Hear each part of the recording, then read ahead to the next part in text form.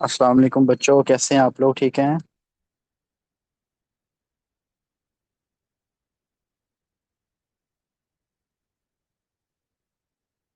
M I audible? मेरी आवाज़ आ रही है?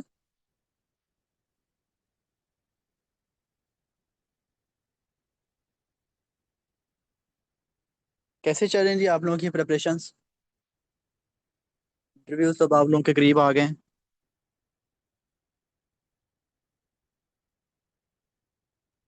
डेली न्यूज़पेपर पढ़ रहे हैं जैसे मैंने आप लोगों को कहा था?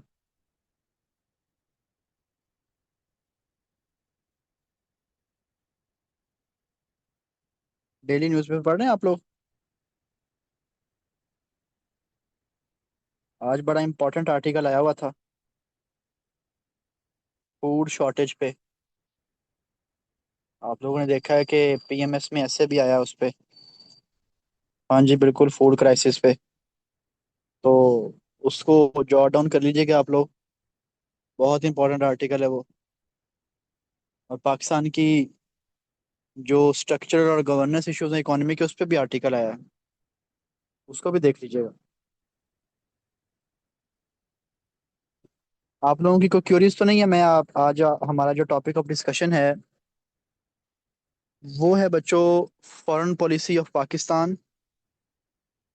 जी, अक्सर करवा देता हूँ। फॉरेन पॉलिसी एक बड़ा हॉट टॉपिक है, तो ये ज़्यादा हिट होगा as compared to amendments. Amendments भी मैं करवा दूंगा आप लोगों को 18th, 26 और 27, ये इसी पे ज़्यादा डिबेट रहती है, तो ये मैं करवा देता हूँ आप लोगों को। आज हमारा जो टॉपिक ऑफ डिस्कशन है, that is very much important as far as your interview is concern. Foreign policy बच्चों, गाइडिंग प्रिंसिपल होता है किसी भी स्टेट का, कि वो दूसरी स्टेट्स के साथ अपने रिलेशनशिप्स कैसे डेवलप करती है। फॉरेन पॉलिसी उन प्रिंसिपल्स का नाम है, उन डिसीजंस का नाम है, उन एक्शंस का नाम है कि जिसके थ्रू स्टेट अपने रिलेशंस को दूसरी कंट्रीज के साथ और दूसरे एक्टर्स के साथ डिफाइन करती है, अलाइन करती है। और इसका बेसिक पर्पस है to protect and promote the national interest. National interest is the basic agenda,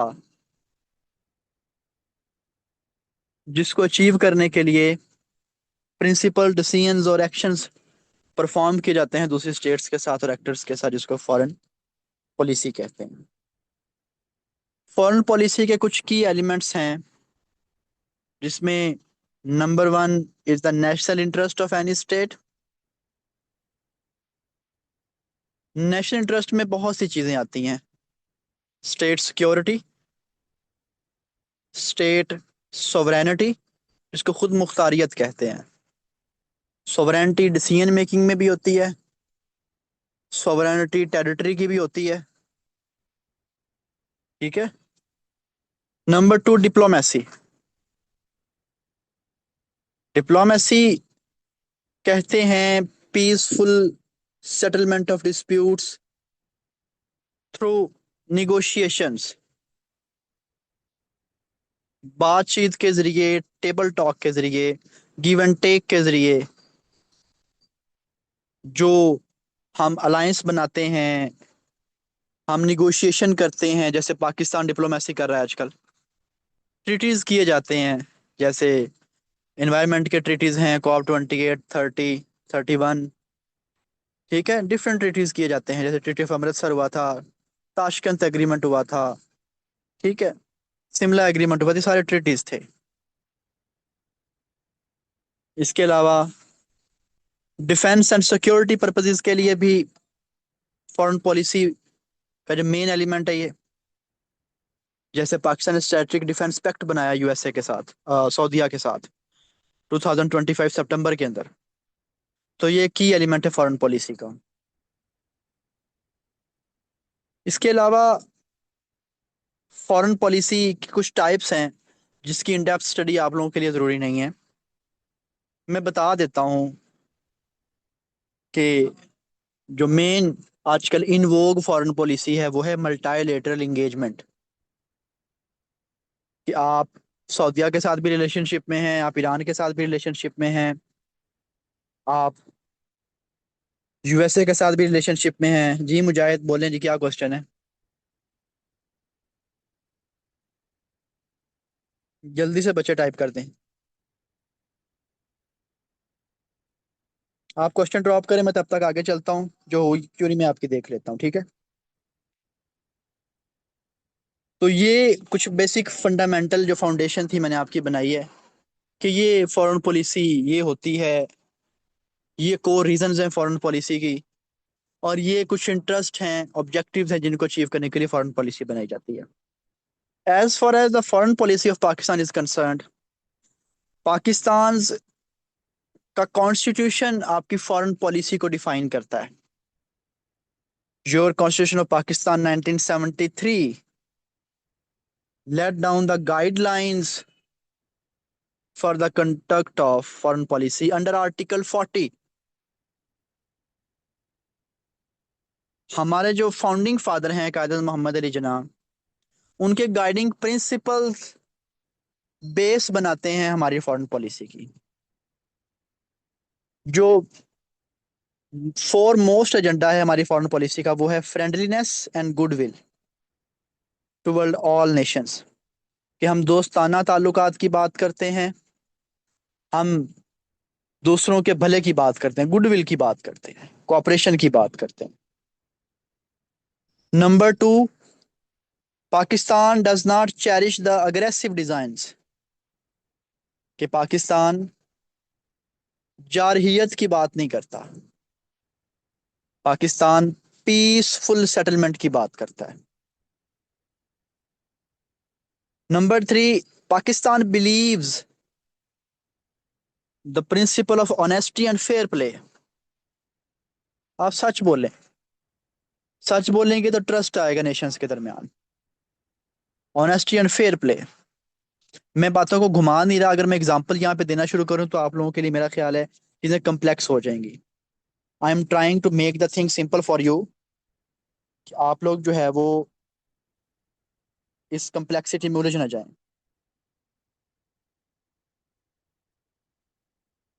types मैंने बता दिए हैं, इसमें आपको पता है कि नॉन अलाइन मूवमेंट बनी थी हमारी, राइटली जब सीटो सेंटो बनी थी तो एक नैम बनी थी नॉन अलाइन मूवमेंट, कि हम किसी ब्लॉक की तरफ नहीं जाते। तो non alignment is also type of foreign policy, ठीक है? Block politics is also type of foreign policy, कि आप या तो चाइना के साथ हैं या यूएसए के साथ हैं। Multilateral engagement is also type of foreign policy, ठीक है? Unilateralism is also type of foreign policy, bilateralism is also foreign type of foreign policy.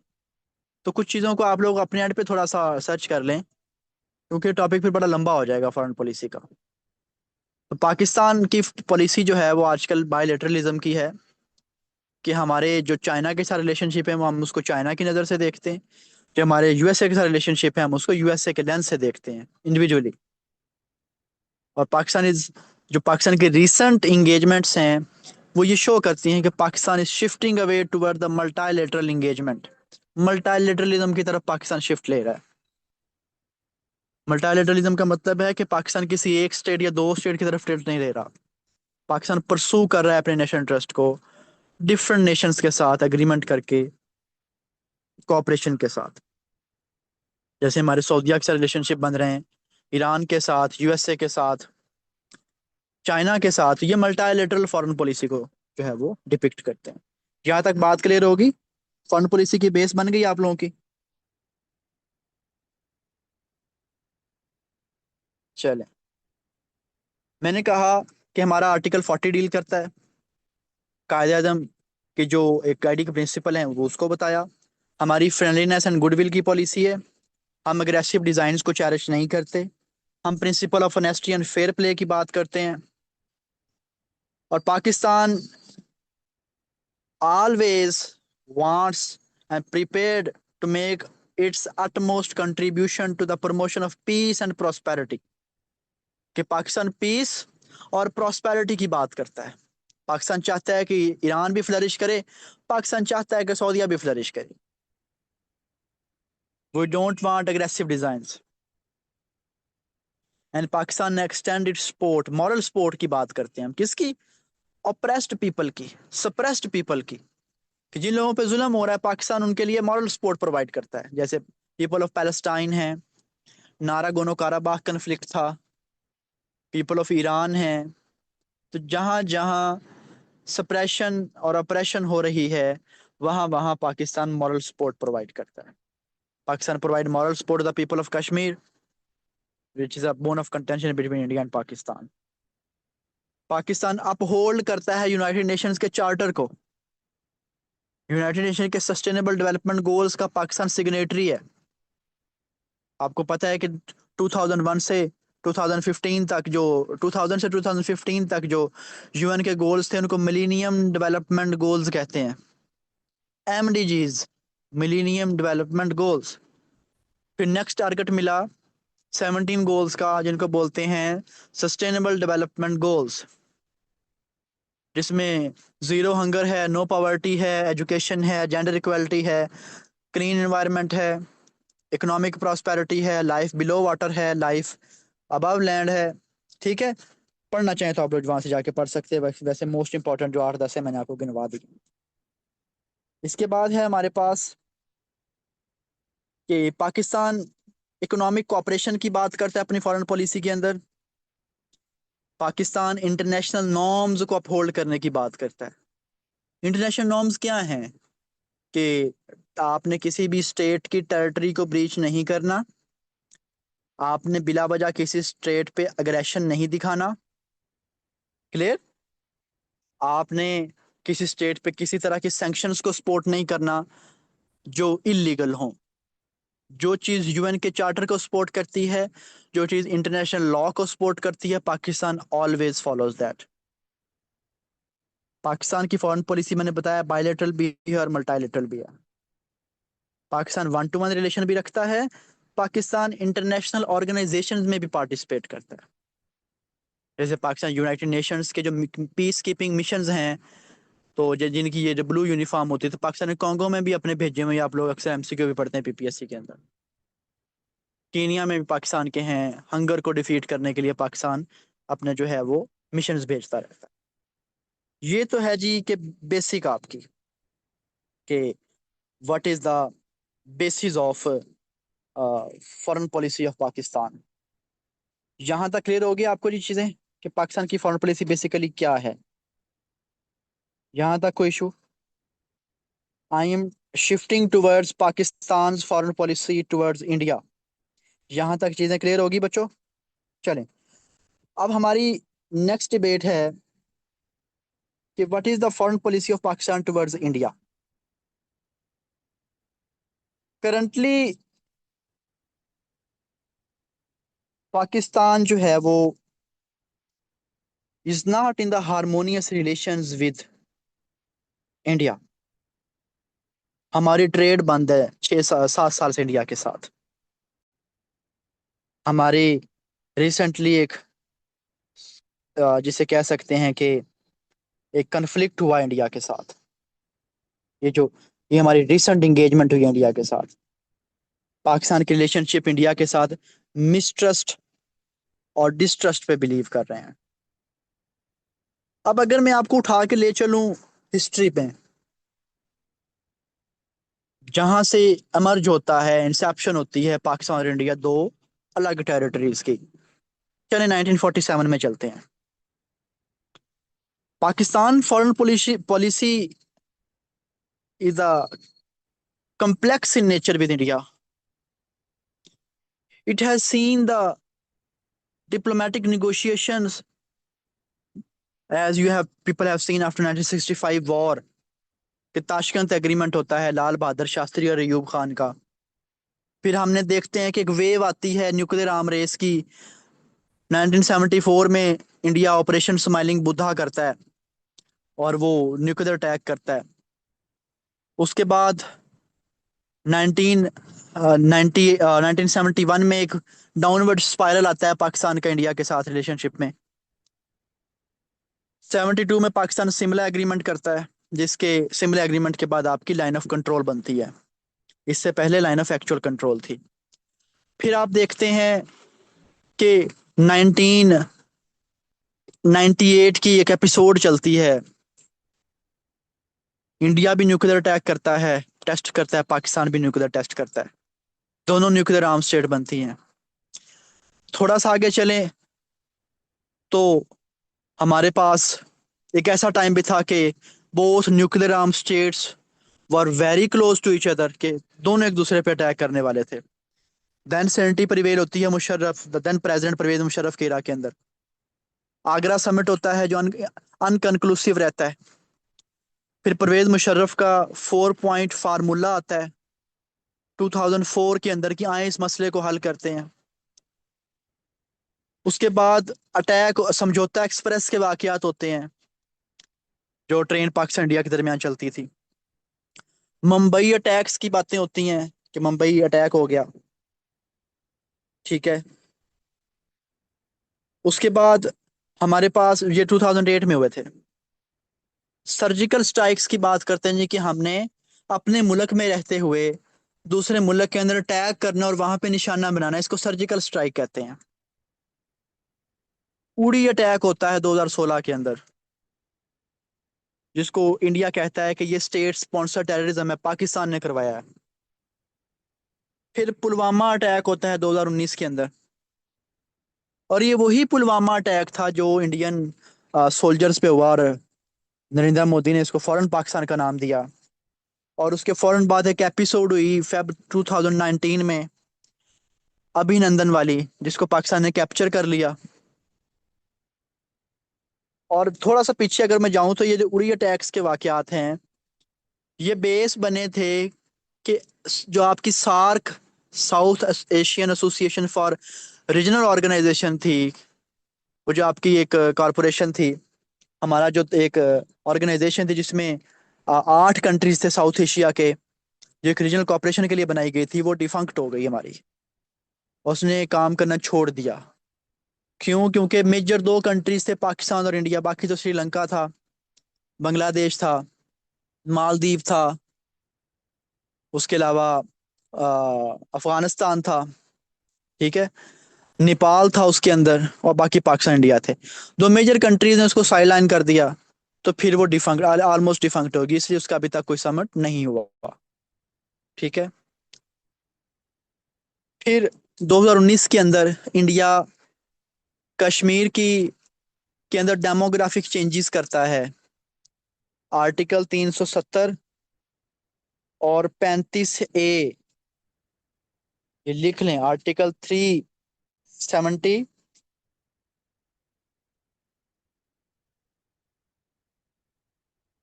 And 75A, 35A, India in दोनों आर्टिकल्स को जो है वो लॉन्च करता है। और ये बेसिकली इंडिया जब इनको एब्रोगेट करता है, इनको रिवोक करता है 5 अगस्त 2019 को, तो इसका मतलब है कि जो कश्मीर के लोग हैं, जम्मू कश्मीर के, वो परमानेंट रेजिडेंट थे वहां के। क्लियर? अब इंडिया ने क्या किया और कहा कि जी यहाँ पे सिर्फ और सिर्फ कश्मीर के लोग रहेंगे, बाहर के लोग यहाँ पे आके लैंड ऑक्युपाई नहीं करेंगे। तो बाद में इंडिया ने क्या किया कि this is integral part of India, Hindustan, और हम इसको जी इंटीग्रेशन करने जा रहे हैं इसकी,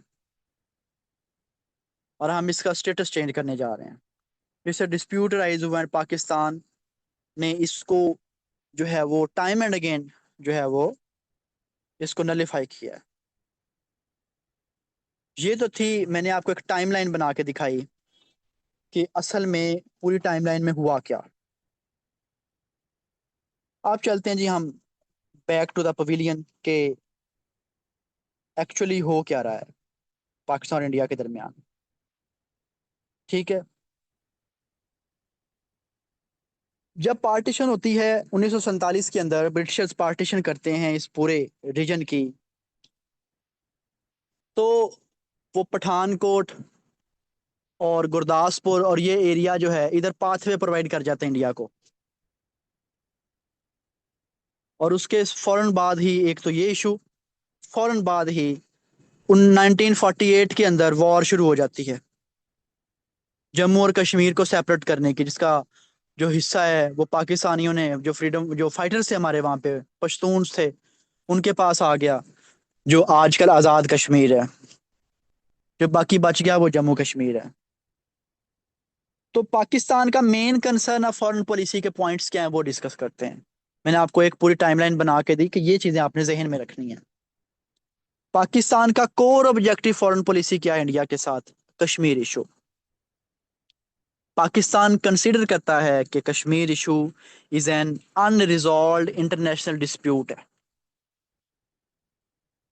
पाकिस्तान एडवोकेट करता है कि कश्मीरीज का जो सेल्फ डिटर्मिनेशन का राइट है, उनका जो खुद मुख्तारियत का राइट है, उनकी अपनी आइडेंटिटी है, वो बरकरार रहना चाहिए। और ये सेंट्रल पिलर है पाकिस्तान का टुवर्ड इंडिया। याद रखिएगा, जब तक कश्मीर इशू रिजॉल्व नहीं होता, Pakistan and India can not be on the same page and piece can not prevail between India and Pakistan. This is a serious bone of contention. आपसे अगर इंटरव्यू क्वेश्चन भी करता है कि is peace possible between India and Pakistan, आप कहें sir theoretically it is possible. मैं आपको क्वेश्चन का आंसर खुद ही दे रहा हूँ, पूछ सकता है आपसे, पूछा है चेयरमैन ने और मेंबर्स ने भी एक दो दफा कि sir theoretically it is possible but it remains impractical. वो कहेगा क्यों? आप बताएं कि सर डीप रूटेड हमारे स्ट्रक्चरल इश्यूज हैं। सबसे पहला तो एक तो हमारा ट्रस्ट ही नहीं है उनपे, 4 जंगें लड़ चुके हैं उनके साथ हम। दूसरा, हमारा एक स्टांस, फर्म स्टांस है कश्मीर इशू, उस पर हमारी जंग हो चुकी है पूरी की पूरी। तीसरा, हमारे सिक्योरिटी इश्यूज हैं। इंडिया स्टेट स्पॉन्सर टेररिज्म करता है बलूचिस्तान के अंदर और केपीके में, जिसकी crystal clear example Kulbhushan Yadav है, जिसको कैप्चर किया था हमने बलूचिस्तान से, जो ईरान के रास्ते से आया था। It means. और number 4, India is using Afghan soil against Pakistan for terrorism. हमने बारहा रिपोर्ट्स जमा करवाई, अपनी फाइंडिंग्स जमा करवाई यूएनओ के अंदर। जब हमारे शाह महमूद कुरैशी थे फॉरेन मिनिस्टर, तब भी जमा करवाई थी। आप भी बारहा पाकिस्तान ने एक्सपोज किया इंडिया को। एंड नंबर 5, आप रिसेंट एपिसोड देख लें ऑपरेशन सिंदूर, 7 मई 2025। तो इंडिया ने मिस एडवेंचर किया पाकिस्तान के साथ। A country with which we have fought 4 wars, a country with which we have the long standing unresolved conflict, a country which sponsored terrorism in Pakistan, a country which has done another misadventure with Pakistan in the shape of Operation Sindoor, and a country whose prime minister says blood and water cannot flow together. I am talking about Indus Water Treaty, कि वो हमारा पानी बंद कर लेते हैं और water को एज अ वेपन यूज करते हैं। जब वहां पानी ज्यादा हो जाता है, वेपन यूज किया, पाकिस्तान में फ्लड आ गया, जिसकी रिसेंट एग्जांपल्स भी आपने देखी। So we have enough ground कि हम कह सकते हैं कि peace seems impossible between India and Pakistan. Impractical है, होने को कुछ भी हो सकता है उनको कहें, but prima facie it seems impractical on the basis of these reasons. हाँ जी, यहाँ तक बात समझ आइए आप लोगों को? आंसर कर लेंगे अगर ये क्वेश्चन आएगा तो?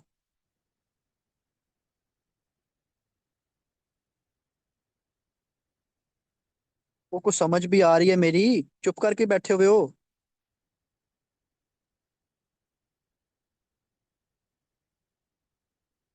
बच्चों किधर चले गए हो? वो कोई अनम्यूट करूं आप लोगों को? किसी ने कुछ ऐड करना है तो कर दे। If anyone wants to add तो मैं उसको अनम्यूट करता हूँ, रेज योर हैंड। मैं बोले जा रहा हूँ, बोले जा रहा हूँ, आप लोग चुप करके सुन रहे हो, तो मुझे लग रहा है मैं दीवारों से बातें कर रहा हूँ। आप लोग अगर कुछ ऐड करना चाहते हो, अपना कुछ स्टांस देना चाहते हो, तो आप जस्ट रेज योर हैंड, मैं आपको फौरन अनम्यूट कर दूंगा। जी ठीक है, आप नोट करें, नो इशू। लेकिन समझ ना आए मेरी, मुझे फौरन रोक देना वहां पे कि जी यहाँ से हमें बिल्कुल समझ नहीं आ रही। तो कश्मीर इशू हमें समझ आ गया। Number two, national security. India की मिलिट्री बहुत बड़ी है। इंडिया की इकोनॉमिक पावर बहुत बड़ी है। इंडिया आए रोज डिफेंस एग्रीमेंट करता है, कभी यूएसए के साथ, कभी रशिया के साथ। इंडिया न्यूक्लियर आर्म कंट्री है, बॉर्डर पे बैठा हुआ दुश्मन है आपका। और इंडिया में जो आरएसएस की आइडियोलॉजी है, जो एक्सट्रीमिस्ट हिंदुत्व आइडियोलॉजी है, वो डोमिनेट करती है उनकी पॉलिटिक्स के अंदर। वहां वोट ही अगेंस्ट पाकिस्तान नैरेटिव में मिलता है। क्लियर? तो पाकिस्तान ने इसीलिए डेटरेंस बनाई हुई है। Deterrence, DETERRENCE।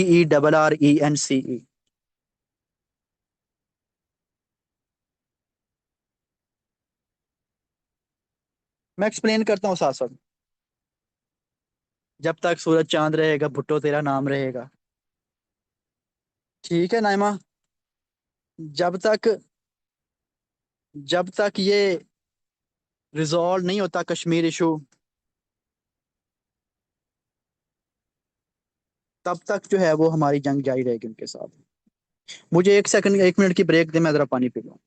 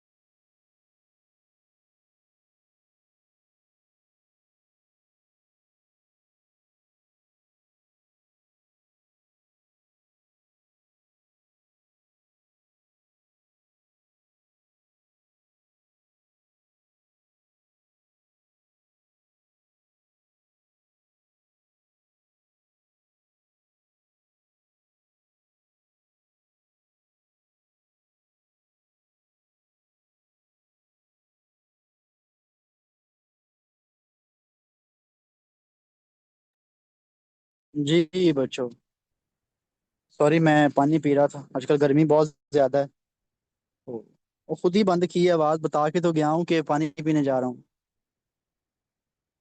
अच्छा, देखें, पूछने को कुछ भी पूछ सकता है। Let us suppose Ahmed Ali Kamboj साहब सामने बैठे हों, और यासर कमाल भाई इंटरव्यू में सामने बैठे हों कंबोज साहब के। वो आपसे पूछ लें कश्मीर इशू पे, पाकिस्तान की पॉलिसी, और आप बताएं, और वो अगला क्वेश्चन आपसे करें कि पीस पॉसिबल है, नहीं तो क्यों। तो एरिया ऑफ इंटरेस्ट कहीं भी जा सकता है, बात कहीं भी जा सकती है। देखो बच्चों, मैंने अगर आपको कहा है ना कि मैं आपको फॉरेन पॉलिसी पढ़ा रहा हूँ, तो मैंने आपको इन डेप्थ पढ़ाना है। मुझसे वो जान छुड़ाओ वाला काम नहीं होता। अगर आप चाहते हैं कि मैं सुपरफिशियली पढ़ा दूं, तो मैं 10 मिनट में फॉरेन पॉलिसी पढ़ा देता हूँ आपको। अगर आपको इससे इशू आ रहा है, अगर आपको लग रहा है कि बहुत टफ पढ़ा रहा हूँ, बहुत इन डेप्थ पढ़ा रहा हूँ, तो आप मुझे कह दें, मैं अपनी वो जो एक लिमिट है उसको नीचे ले आता हूँ। जितने पॉइंट कहेंगे नीचे ले आऊंगा। दो दो पॉइंट बता के वाइंड अप कर देता हूँ। और आपको लग रहा है कि चीज़ें ज़्यादा करवा रहा हूँ मैं, ठीक है। आप, अगर आपको इशू है तो आप मुझे बता सकते हो, ठीक है बच्चे। मेरे लिए वैसे पढ़ाना इजी है। मैंने बच्चे आप लोगों का कंफर्ट जोन देखना है।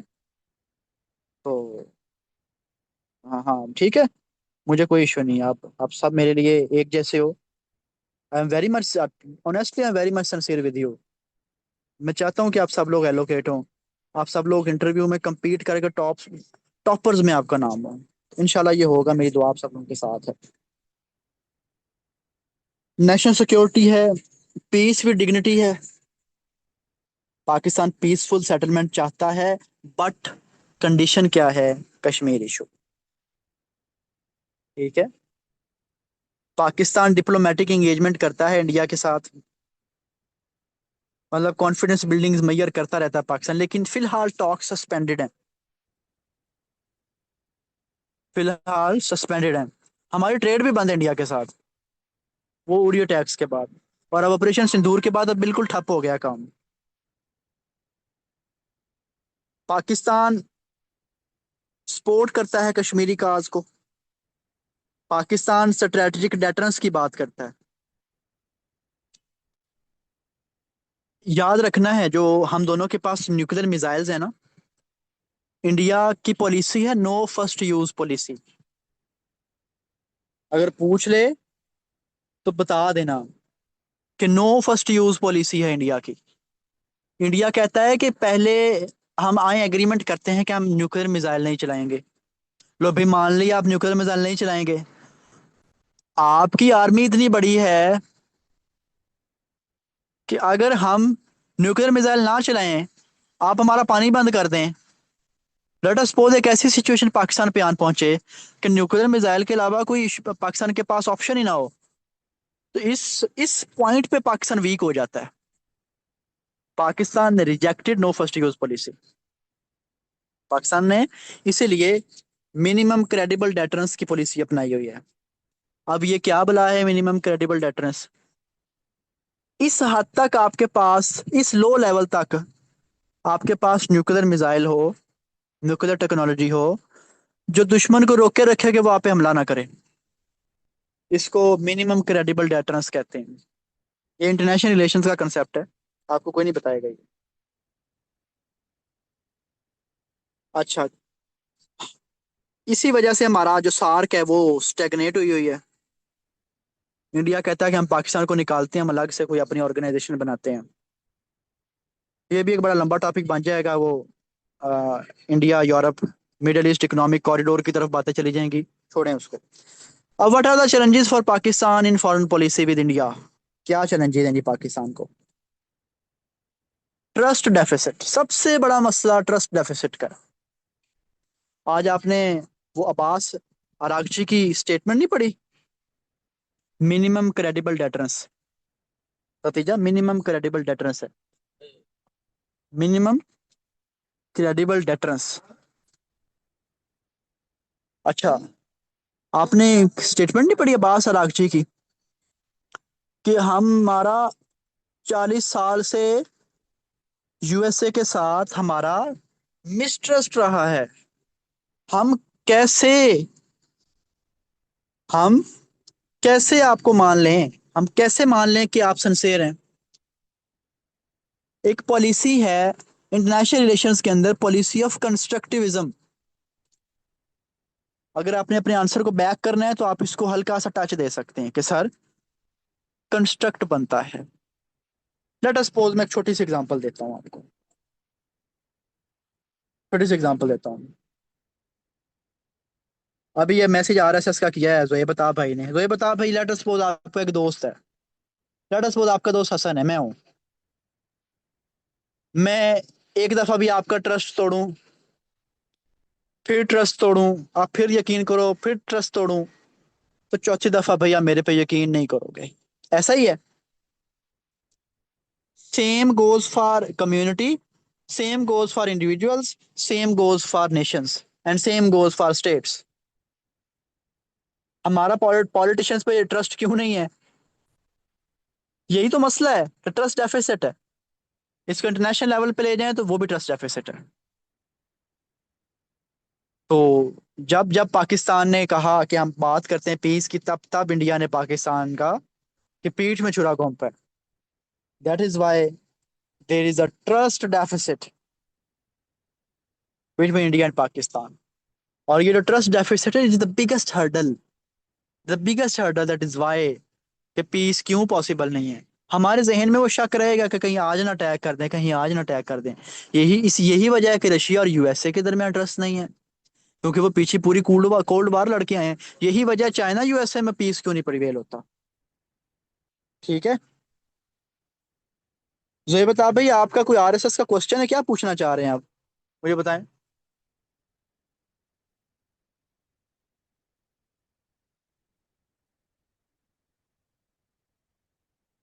आवाज आ रही है मेरी जोहेबा आपको।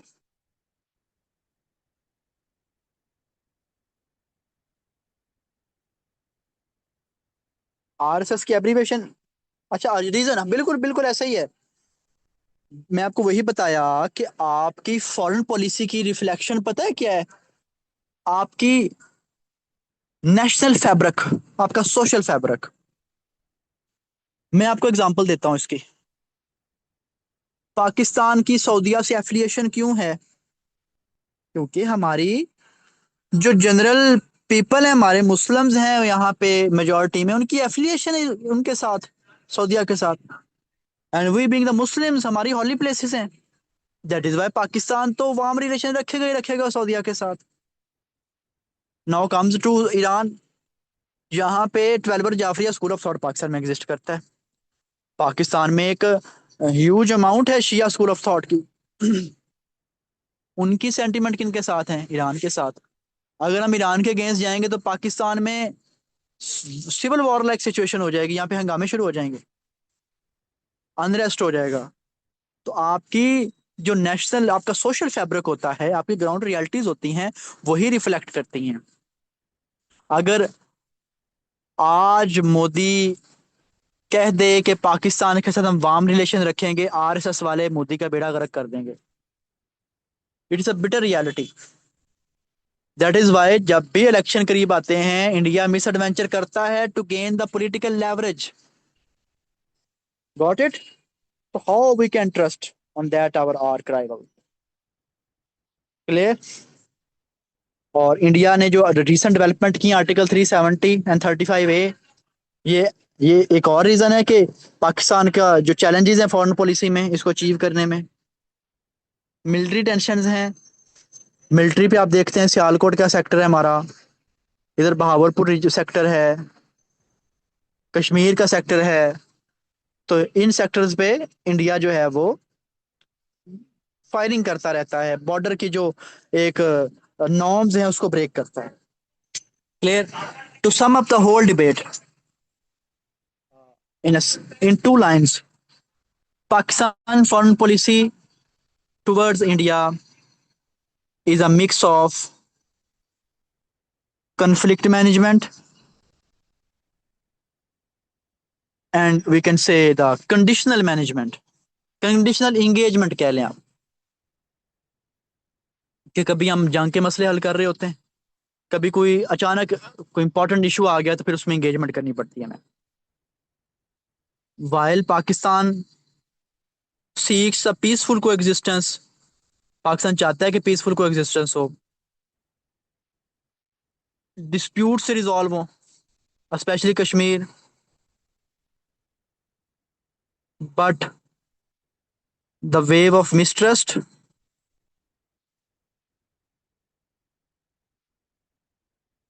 Trust deficit and the ongoing development by India are the biggest hurdle on the way of the peaceful settlement of dispute between India and Pakistan. Clear जी। क्लियर होगी आपको पाकिस्तान की इंडिया की तरफ फॉरेन पॉलिसी। इससे ज्यादा वो आपसे सवाल नहीं पूछेगा। मैंने आपको पीएमएस लेवल पे जाके पढ़ा दिया है, इससे ज्यादा सवाल आपसे नहीं पूछेगा। ठीक है।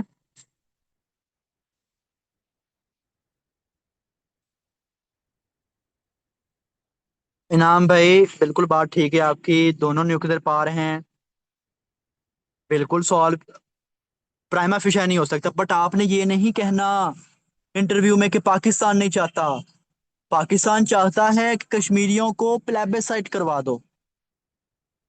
वो जो अभी एक भाई ने ऊपर क्वेश्चन पूछा था, कौन सा, वो जो गुरदास जूनागढ़ वाला, फैसल भाई, आपने एक जूनागढ़ का क्वेश्चन किया है। जूनागढ़ का आपको पता है, हिस्ट्री उठा के देखे ना 1948 के अंदर, तो उसका रूलर मुस्लिम था और मेजोरिटी पॉपुलेशन क्या थी, हिंदू थी। उसने कहा कि जी हम पाकिस्तान के साथ एक्सेशन करते हैं, पाकिस्तान के साथ इल्हाक करते हैं। बट इंडिया ने इन्वेड किया और हाईजैक कर लिया, उसको सू कर दिया और कहा ये कि नहीं, जूनागढ़ तो हमारे साथ है। ये ना इंडियन गुजरात के साथ लगती है हमारी अरेबियन सी के साथ पट्टी। अगर आप इसको खोल के देखें ना मैप को तो आपको नजर आ जाएगा। और इंडिया ने कहा जी कि नहीं नहीं, हम तो यहाँ पे प्लेबिसाइड करवाते हैं, वोटिंग करवाते हैं। और इंडिया की जो मेजोरिटी पॉपुलेशन है ना यहाँ पे जूनागढ़ की, वो कहती है कि हिंदू हैं, वो कहते हैं जी हम इंडिया के साथ रहना है, तो ठीक है, सो बिस्मिल्लाह। पाकिस्तान का फिर उस पर स्टांस ये है कि ठीक है, अगर आप वो कहते हैं कि प्लेबिसाइड करवाते हैं, हम यहाँ पे ओपन डिबेट करवाते हैं, इलेक्शन करवा लेते, तो वाई नॉट कश्मीर? आप कश्मीर में प्लेबिसाइड करवाएं, कश्मीरी जिधर जाना चाहे हम कबूल करेंगे, इंडिया नहीं करने देता।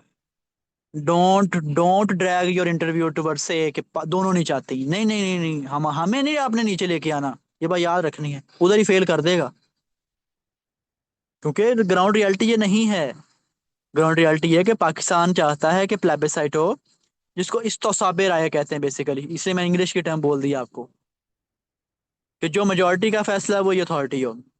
और इंडिया जानता है कि ये मुस्लिम्स जो हैं ये पाकिस्तान के साथ जाएंगे, इसलिए वो प्लेबिसाइट नहीं होने देता, हर धर्मी है। बात समझ आ गई है? जब भी आंसर देना है सारा मुद्दा इंडिया पे डालना है, और ये हकीकत में यही है। One of my friends claim that जी आर्मी नहीं चाहती दोनों तरफ की, उसने कहा पाकिस्तान की भी नहीं चाहती, उसने कहा यस, उसने उसको पीएमएस में 99.9 पे फेल किया है। He secured 783 in written, written topper था पीएमएस में, रिटर्न टॉपर था। सारा इंटरव्यू बहुत अच्छा चला। That was second last question, उसने कहा जी पाकिस्तान नहीं चाहता, दोनों तरफ की आर्मी नहीं चाहती, इन्होंने तो बिजनेस बनाया। उन्होंने कहा ठीक है जी बेटा, जा सकते हैं।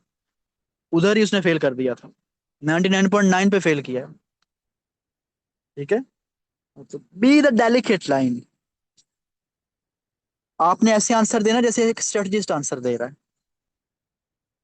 थोड़ी देर के लिए ना खुद को ना न्यूट्रल रखना है, न्यूट्रल, थोड़ी देर के लिए। और ये तो पब्लिक नैरेटिव का नाम सुना है नाइमा आपने? पब्लिक नैरेटिव का? नहीं नहीं नहीं नहीं, वो लड़की थी, वो 99.9 वाली लड़की थी, वो साइकोलॉजिकल में फेल थी। खैर छोड़ें, उस डिबेट में नहीं पड़ते। इंडियन चैनल्स की आपने बात की है। Media is a source. अब अगर आपने इस तरफ लेके आने डिबेट, तो हल्का सा टच देता हूँ आपको। Media is a source of generation of public perception regarding something. अगर आपने पब्लिक परसेप्शन बनानी है तो लोगों को एक्सपोजर करवाएं बार बार मीडिया पे, बार बार मीडिया पे। हम अगर फेसबुक स्क्रॉल करें ना, तो हमें 5-7 वीडियोस किसी के अगेंस्ट मिल जाए ना, तो हमारा माइंडसेट पैटर्न बनता जाता है। हाँ, ब्यूरोक्रेसी खराब है, ब्यूरोक्रेसी खराब है, ब्यूरोक्रेसी खराब है, पॉलिटिशियंस खराब है जी, पॉलिटिशियन एक ने इसको ये कह दिया, पॉलिटिशियन खराब है। आगे चले जाएं, आपको 4-5-7 वीडियोस चाइना की मिल जाए जो पाकिस्तान के अगेंस्ट बोल रहे हैं, चाइना खराब है। माइंड परसेप्शन, आइडियोलॉजिकल चेंजेस होती हैं। इस पर्टिकुलर टर्म को पता है क्या बोलते हैं? Echo chambers. बाकी छोड़ें इस टॉपिक को, बातें मुश्किल हो जाएंगी। ये जो हमारा दिमाग होता है ना, मैं आपको वैसे एक जनरल बात बता रहा हूँ, ये इंटरव्यू के से हट के जरा मैं आपको एक चीज बताता हूँ। हमारी जो अ, नौजवान नस्ल है ना, वो जब देखती है ना, एक्सपोजर उसका होता है। अगर क्वेश्चन करता है कि ईरान न्यूक्लियर पावर बन जाए, इस पर क्या राय है? देखें जी, ईरान का बेसिक एजेंडा क्या है? डेटरेंस है ना। ईरान ने तो नहीं कहा कि हम ऑफेंस के लिए बना रहे हैं। आप उनको एग्जांपल दें। सर यूएसए ने बनाया, यूएसए ने चलाया।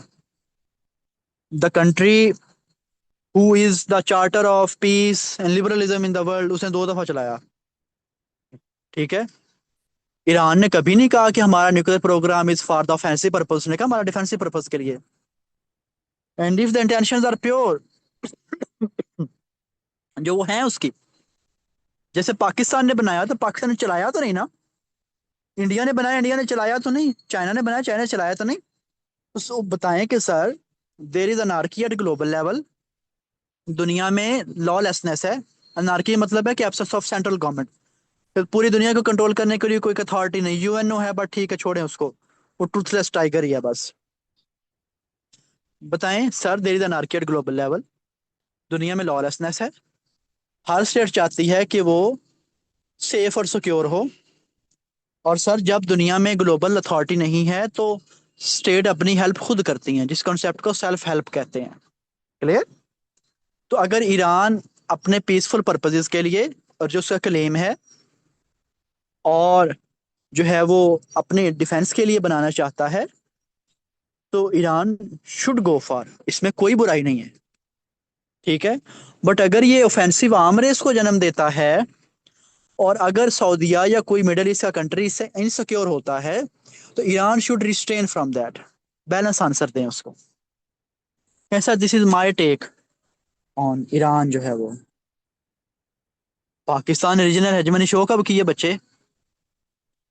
पाकिस्तान ने तो कभी नहीं कहा कि मैं रीजनल हेजिमोन हूँ। रीजनल हेजिमोन तो इंडिया है।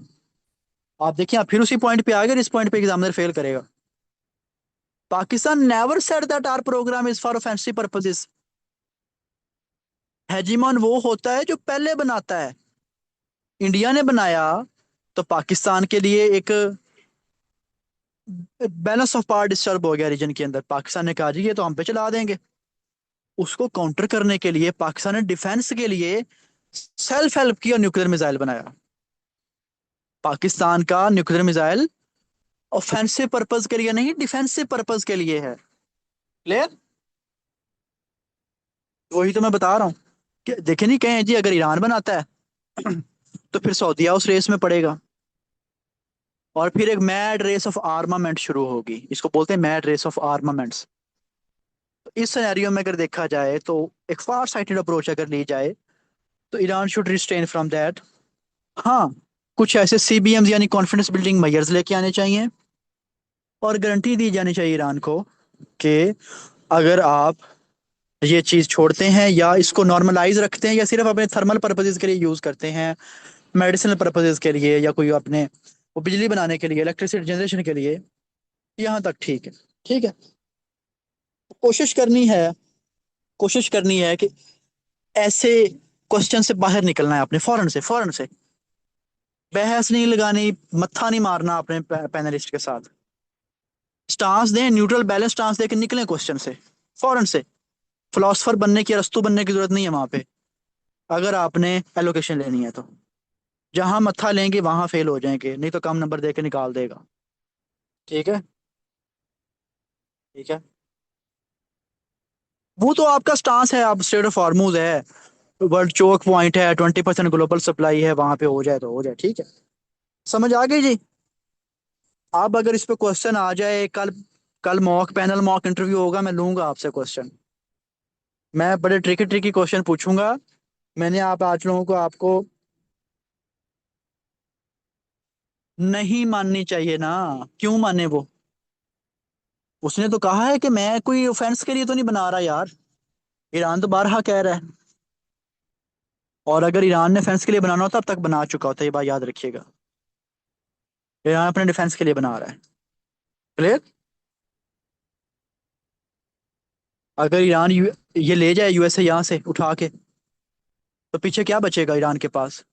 ईरान का हाल इराक वाला होगा, सीरिया वाला होगा, यमन वाला होगा। तो Iran doesn't want, Iran is the only country that is standing firm against the hegemony of USA and Israel in the middle east. बाकी तो सब बहने हैं,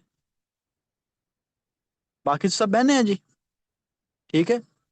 कल मैंने बहुत से क्वेश्चन आप लोगों के लिए सोच के रखे हुए हैं, जरा तैयार होके आना। ठीक है।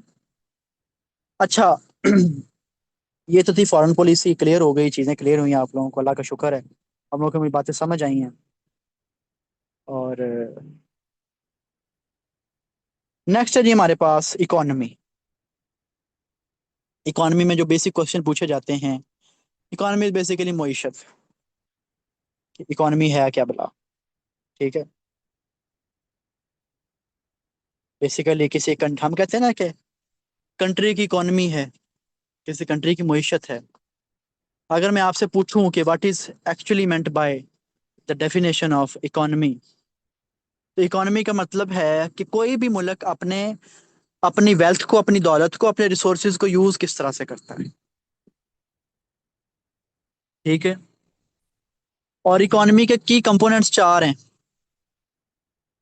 प्रोडक्शन, पहले कोई चीज बनानी है, बन गई। नंबर टू डिस्ट्रीब्यूशन, फिर उसको लोगों को सप्लाई करना है, कर दिया। अब लोगों ने कंजम्पशन करनी है, यूज करेंगे उसको। Number three. नंबर फोर क्या है? एक्सचेंज करेंगे। कैसे करेंगे? मनी के जरिए। आप पैसा देते हैं तो चीज खरीदते हैं, मार्केट में जाते हैं कपड़ा खरीदते हैं, आप ट्रेड करते हैं, पोटैटो दिए, अनियन ले लिए। तो ये कंपोनेंट्स हैं। तो और इकोनॉमी एक ऐसा सिस्टम है जिसके जरिए कंट्री अपने रिसोर्स, जो सोसाइटी रहती है, वो अपने रिसोर्सेज को यूटिलाइज करती है। फिर उससे होता क्या है? वो गुड्स को प्रोड्यूस करती है और डिस्ट्रीब्यूट करती है। गंदम है, ठीक है, गंदम बोई, प्रोड्यूस की, ठीक है, बन गई आपकी, पूरी तैयार होगी फसल। डिस्ट्रीब्यूट किया, आटा बनाया, उसका मैदा बनाया, सूजी बनाई, उसको डिस्ट्रीब्यूट किया, उससे हमारे पास पैसे आए, उससे फिर ऑनवर्ड ऑनवर्ड ऑनवर्ड बिल्डिंग्स बनती हैं, हमारी इंडस्ट्री बनती है, ग्रोथ होती है। This is called economy. ठीक है। There are the multiple indicators of economy. Number one GDP, gross domestic product. Number two GNP, gross national product. नैमा हो गया था उसका, कश्मीर इशू का सारा, वो तो मैंने फॉरेन पॉलिसी पढ़ा रहा था, वो तो आपको, वो तो मैंने फॉरेन पॉलिसी पढ़ाई थी आपको, कि हमारा मिक्स्ड सा रिलेशन है। हमारा मोस्टली कन्फ्लिक्ट मैनेजमेंट पे चलता है, बहुत कम टेबल टॉक होती है।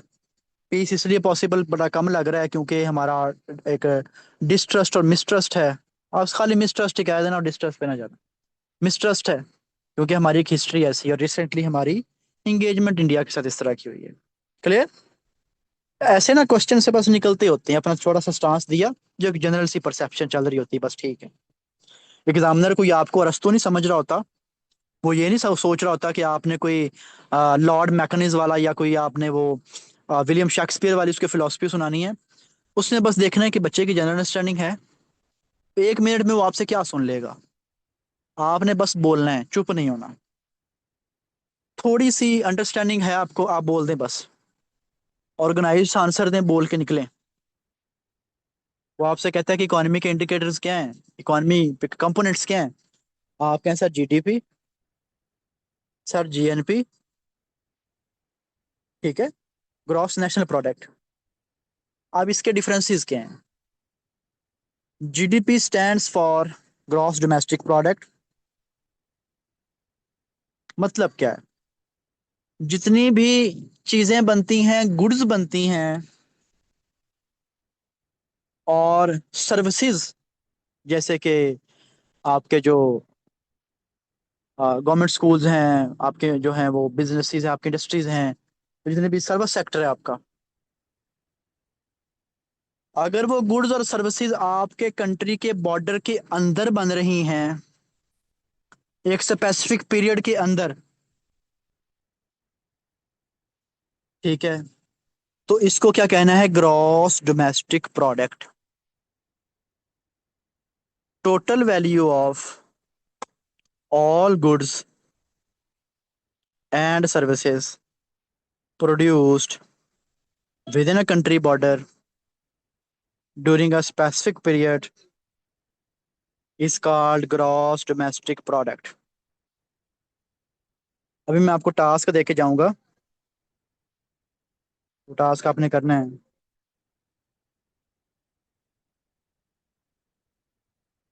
ठीक है। अच्छा जी, नेक्स्ट है ग्रॉस नेशनल प्रोडक्ट, जीएनपी।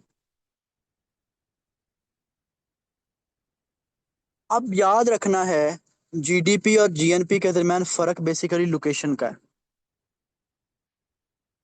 हमने वहां कहा specifically with in your border, चाहे वो आप बना रहे हो, चाहे वो किसी दूसरे मुल्क का बंदा बैठा बना रहा हो, उसको जीडीपी कहते हैं। दूसरा है GNP. GNP is the total value of all goods and services produced by a country national. आपके मुल्क के बशिंदे, इनहेबिटेंट्स, जो आपके कंट्री से बिलोंग करते हो, वेदर इनसाइड और आउटसाइड द कंट्री, इसको कहते हैं क्या? जीएनपी। सबको आवाज नहीं आ रही मेरी, या सिर्फ तसव्वुर भाई आपको आवाज नहीं आ रही?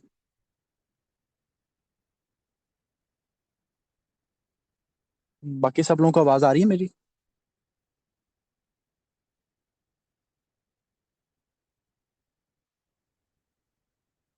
यार ये तलागंग कौन है जी? यार क्या नाम है आपका बच्चे?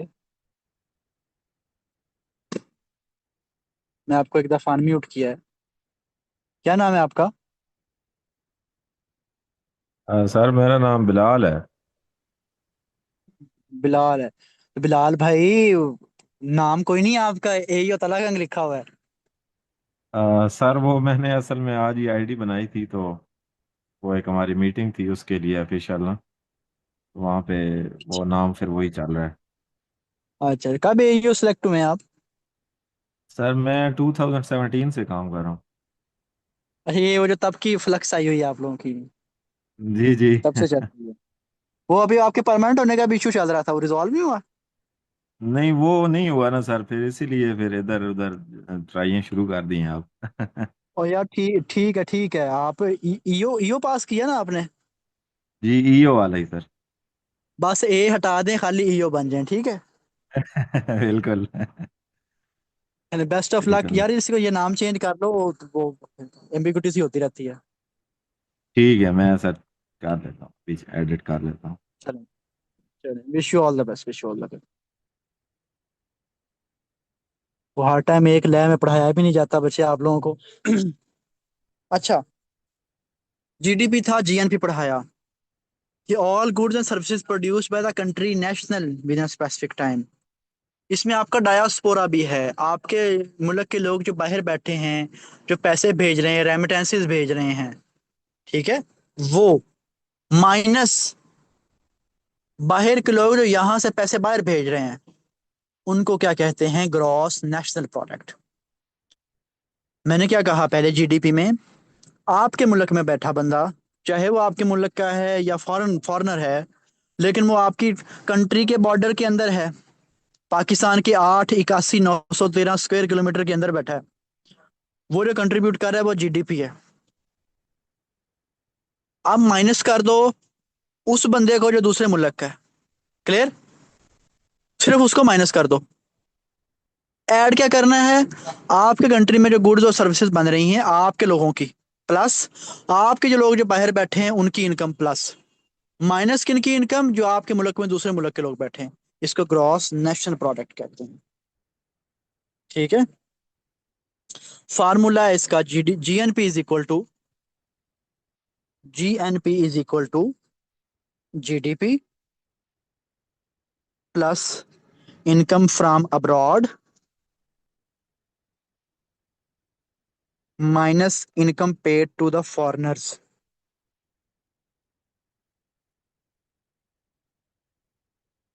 इसको कहते हैं जीएनपी। क्लियर? नेक्स्ट है हमारे पास करंट अकाउंट डेफिसिट। शेख साहब बैठे हुए हैं ना, सदीक शेख साहब, तो लाजमी पूछेंगे करंट अकाउंट डेफिसिट क्या होता है। करंट अकाउंट बेसिकली बोलते क्या है, किसको है? जो जो इनफ्लो, यानी बाहर के मुल्क से यहाँ पे इनफ्लो हो रहा है, सर्विसेज का, इंपोर्ट्स का, पेमेंट्स का, और जो आउटफ्लो यहाँ से बाहर जा रही हैं, एक्सपोर्ट्स, पैसा, ठीक है, आपका फॉरेन एक्सचेंज रिजर्व, उसको क्या बोलते हैं, उसका एक रिकॉर्ड होता है जिसको करंट अकाउंट कहते हैं, उस खाते को, जिस रिकॉर्ड को क्या कहते हैं, करंट अकाउंट। और इसमें डेफिसिट कब आता है? जब आपके कंट्री का टोटल आउटफ्लो, आउटफ्लो की बात करनी है, सिर्फ ट्रेड की बात नहीं करनी, वो ट्रेड डेफिसिट होता है। जब आपके कंट्री का टोटल आउटफ्लो जो फॉरेन करेंसी का है वो ज्यादा हो जाए एज कंपेयर टू इनफ्लो, उसको क्या बोलते हैं, current account deficit. Clear? Next है जी हमारे पास, ये थोड़ी थोड़ी सी आसान सी टर्म है, इसको समझ लेना। Late us suppose Pakistan imports कर रहा है $10 बिलियन, पाकिस्तान में रेमिटेंसीज आ रहे हैं $15 बिलियन। नहीं, आप इसको समझ लें कि पाकिस्तान एक्सपोर्ट कर रहा है, सॉरी, एक्सपोर्ट कर रहा है $10 बिलियन की गुड्स जो हैं, यानी कि पाकिस्तान में $10 बिलियन आ रहे हैं, पाकिस्तान कुछ चीज बेच रहा है, $10 बिलियन आ रहे हैं एक्सपोर्ट के बदले, प्लस बाहर के लोग पाकिस्तान में पैसा भेज रहे हैं आपके $15 बिलियन, तो $25 बिलियन।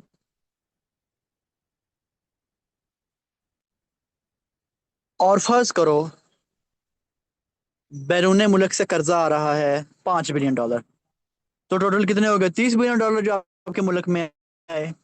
अब आपने इंपोर्ट कर ली कोई भी चीज पाकिस्तान के लिए, वो $20 बिलियन की थी, यानी आपने गंदम खरीद ली $20 बिलियन की, प्लस आपने कर्जा वापस किया और उस पर सूद वापस किया $15 बिलियन, तो कितना हो गया, $35 बिलियन। जो $5 बिलियन का डिफरेंस आया वो आपका क्या, करंट अकाउंट डेफिसिट।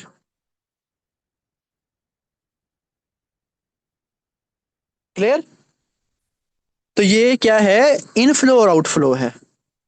मैंने सिर्फ ट्रेड की बात नहीं की, मैं रेमिटेंसेस की बात भी की है, मैंने इंपोर्ट एक्सपोर्ट की बात भी की है, मैंने कैश फ्लो की बात भी की है, मैंने डेट पेमेंट की बात भी की है। तो this is a known as current account deficit.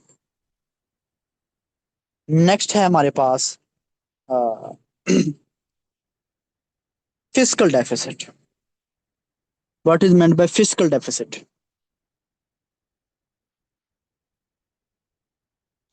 Fiscal deficit कब आता है? जब हमारी गवर्नमेंट के जो एक्सपेंडिचर्स हैं, हमारी गवर्नमेंट के जो एक्सपेंड यानी खर्चे हैं वो बढ़ जाएं हमारे रेवेन्यू से। हमने कोई प्रोजेक्ट लॉन्च कर दिए 5 सात, $350 बिलियन लागे, वैसे बता रहा हूँ इंडिया पाकिस्तान को कितों है, $350 बिलियन, और हमारे रेवेन्यू था $300 बिलियन। तो ये क्या हो गया, $50 बिलियन का खसारा हो गया। इसको फिस्कल डेफिसिट कहते हैं। लेकिन इसमें आपने कर्जा शामिल नहीं करना क्योंकि वो कर्जा ही है, वो शामिल होगा करंट अकाउंट डेफिसिट में। Clear? नेक्स्ट है हमारे पास बजट डेफिसिट। बजट डेफिसिट किसको कहते हैं? एक ऐसी कंडीशन जब गवर्नमेंट का टोटल एक्सपेंडिचर,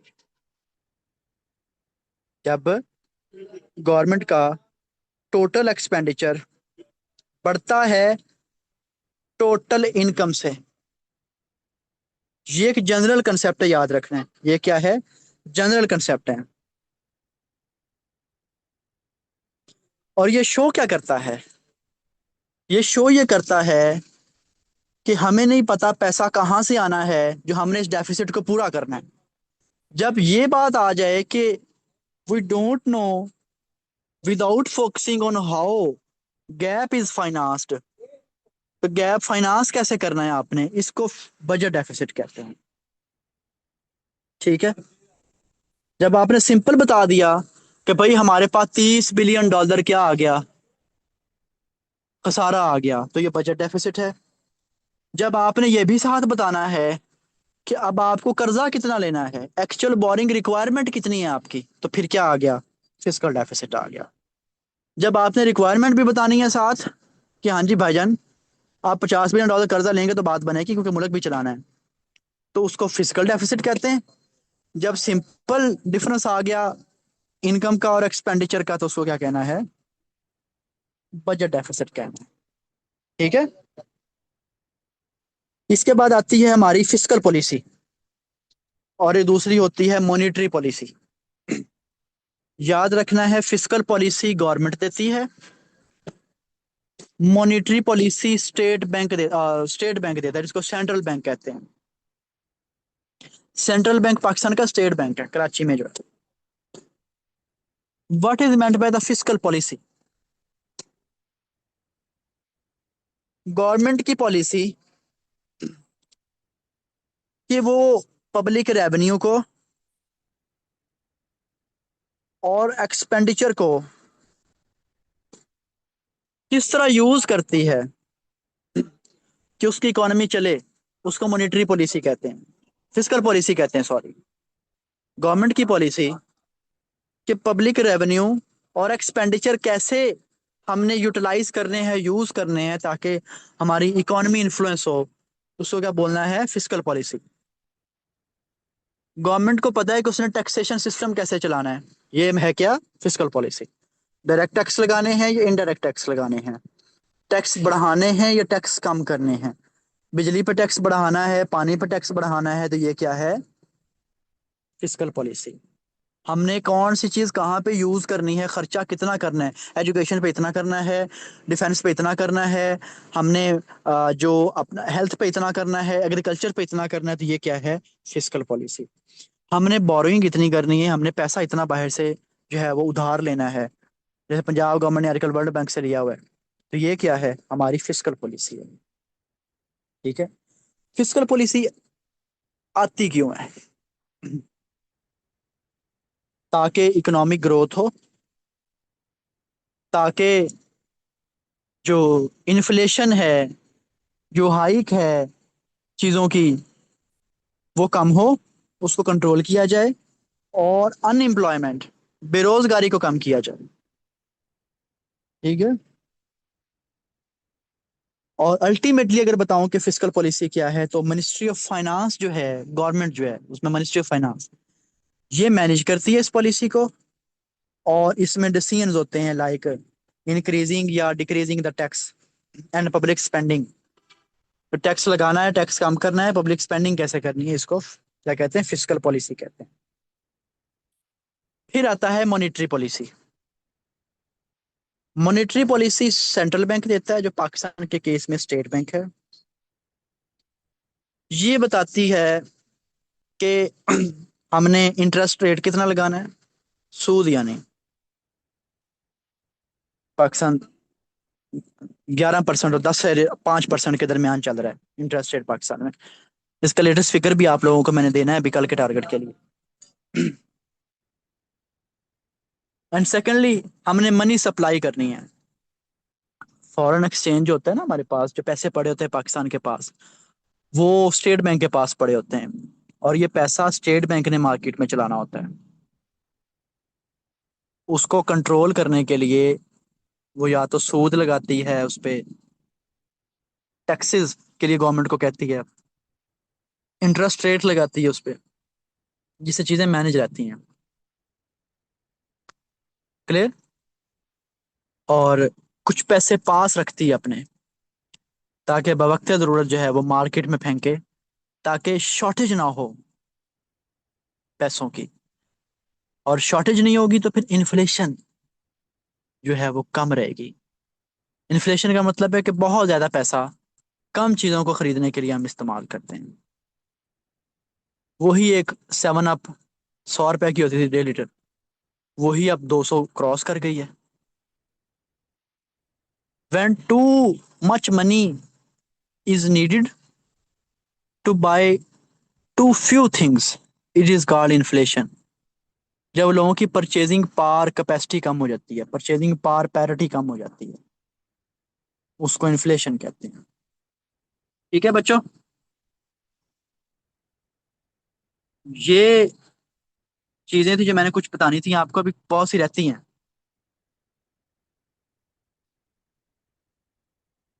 ये रिपीट क्या करवाना है, ये तो पता नहीं, 9 9 51 का मैच, ठीक है।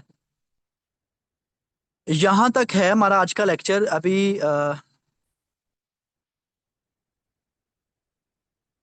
मैं इसको आगे लेके बिलाल चलूंगा अभी वैसे। ठीक है, इसको मैंने ना अभी लिंक करना है आपके उसके साथ, सर्कुलर डेट के साथ। और इसको मैंने आपके लिंक साथ लिंक करना है कंज्यूमर प्राइस इंडेक्स के साथ। अभी लेक्चर हमारा चलेगा इस पे, एक लेक्चर और होगा। ठीक है, फिस्कल और बजट मिक्स हो गया है, मैं दोबारा करवा दूंगा, कोई मसला ही नहीं है। देखें, जब हमने बात करनी है कि गवर्नमेंट ने इतना पैसा लगा दिया है, हमारा एक्सपेंडिचर बहुत ज्यादा हो गया है, और हमारा रेवेन्यू कम है, और हमने इस रेवेन्यू को पूरा करने के लिए, इस डेफिसिट को पूरा करने के लिए एक्चुअल बोरविंग करनी है। और गवर्नमेंट बताती है कि हमारी एक्चुअल बोरविंग रिक्वायरमेंट इतनी है, $35 बिलियन का खसारा आ रहा है आपके मुल्क में। तो फिर आप उसको बोरविंग से उधार लेके पैसे पूरा करते हैं। ठीक है, तो ये टर्म क्या एक्सप्लेन करती है, फिस्कल डेफिसिट। और अगर आप ब्रॉडर कंसेप्ट में जनरली कह दें कि ओवरऑल शॉर्टफॉल इन बजट जो है, overall shortfall, when your only expenditure increases then your income during a fiscal year, जो आपको पता है 1 जुलाई से शुरू होता है, 30 जून को खत्म हो जाता है। यानी इम्बैलेंस है आपकी शीट के अंदर, कि खर्चा ज्यादा है पैसे कम है, तो उसको क्या कहते हैं, बजट डेफिसिट।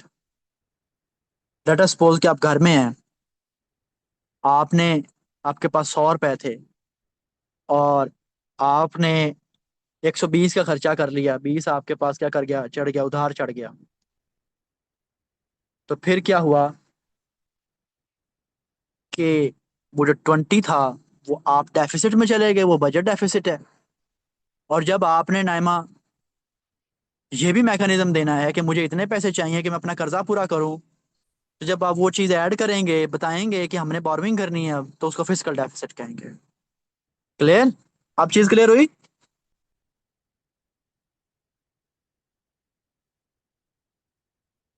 ये डेफिशिएंट नहीं है, ये डेफिसिट है, ये लिखते हैं इसको।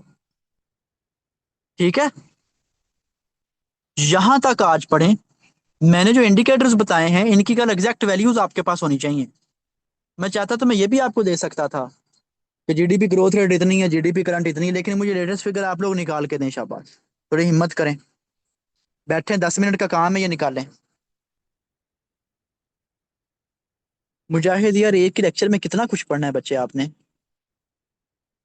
पहले जो पढ़ाया है वो तो मेरा बच्चा करें, बाकी भी कर लेंगे। ठीक है, मैं इधर ही हूँ, मैं कहीं नहीं जा रहा। आपको पढ़ा के हर चीज आपके इंटरव्यू में बिठाऊंगा।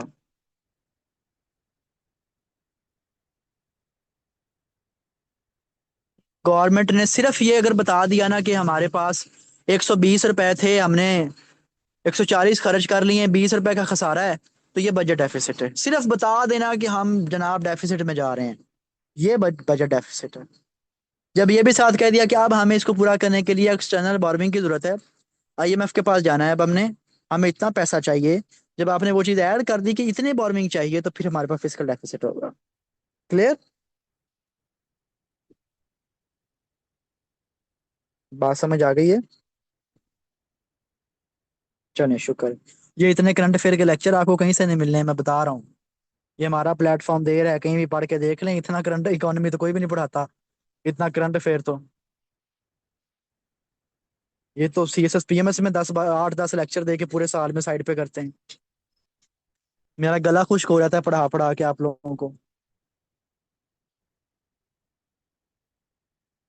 ठीक है, ये जो अब आप लोगों के जिम्मे जो आपने करना है वो क्या है, इंटरव्यूअर आपसे पूछेगा what is GDP of Pakistan, GD what is meant bye GDP, explain GDP, बता दिया what is Pakistan current GDP. अब आपको ये फिगर पता होना चाहिए। ठीक है, अराउंड 3% है वैसे बता रहा हूँ। पिछले बजट में हमारे पास 2.68% अचीव हुई थी। लेकिन बाकी मैं नहीं बताऊंगा, बाकी आप लोग खुद करें कि पाकिस्तान की जीडीपी की अमाउंट कितनी है, लिखें। वो आपकी मर्जी, जितने मर्जी कर लें, चाहे 100 कर लें। अगर कोई देता है तो 100 कर लें, 150 कर लें, 200 कर लें। खरीद कर्जा लेने में क्या है? हमने कौन सा वापस करना होता है? हमने तो कर्जा वापस करने के लिए कर्जा लेना होता है, ना कि रेवेन्यू जनरेट करके कर्जा वापस करते हैं। हाँ, $410 बिलियन। ये कल आपकी पूरी शीट बनी हुई हो, मैंने आपसे कल पूछना है ये। ठीक है, कल के मॉक में मैंने पूछनी है आपसे चीज। तो कैसे किया है? सऊदीया से लेके किया है? पल्ले से तो नहीं ना दिया, सऊदीया से लेके उनको दे दिया है। वो यही बात है ना, कि नाइमा ने देना था किसी XYZ के पैसे। ठीक है, उसने एक और दोस्त को कहा यार 500 दे, मैं तुम्हें कल वापस करती हूँ। उसका कर्जा उसको लेके दे दिया, कर्जा तो फिर वही कमी है। खुद तो नहीं ना कमा के दिया। मसला ये है हमारी इकोनॉमी का। ये this is the real issue in our economy. Pakistan की इकोनॉमी के मसाइल बहुत हैं। एनर्जी क्राइसिस हमारा मसला है, सर्कुलर डेट हमारा मसला है, हमारा लो एक्सपोर्ट बेस हमारा मसला है हमारी इकोनॉमी का। ठीक है, हमारी ग्रोथ नहीं है इकोनॉमी की, मसाइल है हमारी इकोनॉमी के। ठीक है, बट ये सारे मसले मैं आपको आज ही नहीं बताने। Oh, there are lot of factors, there are lots of factors. ठीक है, तो ठीक है Bilal, there are lots of factors, मैं इंशाल्लाह बताऊंगा। जोहेब यार ये कल पे रख लो। मैं ना, I am not feeling well, तो बाकी चीजें मैं आपको कल करवा दूंगा। ये मैंने क्लास भी जल्दी इसलिए रखी है क्योंकि ना मेरी तबीयत सुबह से बहुत खराब है। तो इंशाल्लाह मैं आपको ना बाकी कल कर, मैं मिस नहीं की क्लास आपकी कि आप लोगों ने कहा कि सर ने पता नहीं क्लास क्यों नहीं रखी, क्योंकि अगर मैं लेट रखता तो मैं शायद अब तक सो चुका होता। ठीक है। तो ख्याल रखें जी आप लोग अपने, जो चीजें मैंने करवाई हैं ना इनके इंडिकेटर्स आपको पता होने चाहिए। जीडीपी कितनी है, पाकिस्तान की जीएनपी कितनी है, पाकिस्तान का डेफिसिट कितना है, बजट डेफिसिट, पाकिस्तान का फिजिकल डेफिसिट कितना है, पाकिस्तान के ऊपर इस टाइम कर्जा कितना है। क्लियर? ये चीजें आपने कल लिख के लानी है। थैंक यू जी, थैंक यू। ओके जी, ख्याल रखिए अपना आप लोग, अल्लाह हाफिज बच्चे। रिकॉर्डिंग हो रही है जोहेब, मिल जाएगी अभी आपको, सेंड कर देंगे यार। ओके बच्चे, अल्लाह हाफिज, टेक केयर।